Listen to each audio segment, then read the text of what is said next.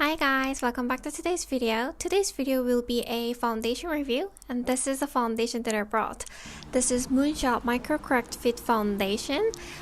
They came out with a cushion version of this foundation first. The cushion version was really popular, so I think they came out with the foundation version this time. This foundation claims to have really high coverage and long longevity, so let's see if that is true. By the way, I purchased number 101.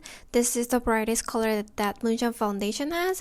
So we'll see the color, the coverage, the longevity, and my personal opinion whether I recommend this foundation or not. So let's get started. I didn't really like the brush that came with the foundation, so I will use my current favorite brush, Ecamo brush, to spread out this foundation.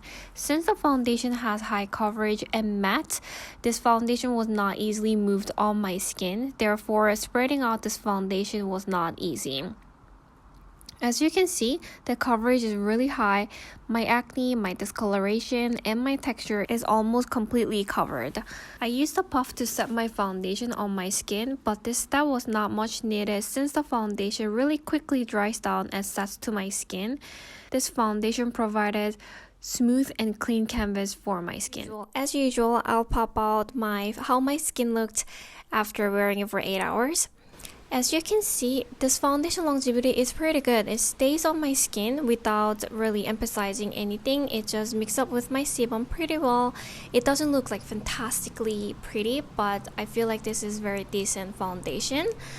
But one thing that I wanted to point out was that this foundation definitely did dry down around my mouth area so that it emphasized my skin texture a little bit, but not enough to notice if I don't look really close to it. You know, there's always trend in makeup and makeup products.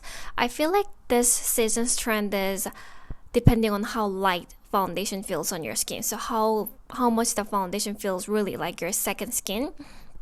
Same with the Laura Mercier. I mentioned that foundation feels really light, so that is why that is my new holy grail cushion foundation. And this does feel light compared to a lot of matte foundation, especially for those foundation that has that high coverage. So for the coverage, it does feel light on your skin, and even when it is mixed with your sebum, it doesn't feel heavy, but it doesn't feel light either. So when I test out a foundation, I try at least for 4 days, and then just to see how foundation looks like according to my skin condition that day.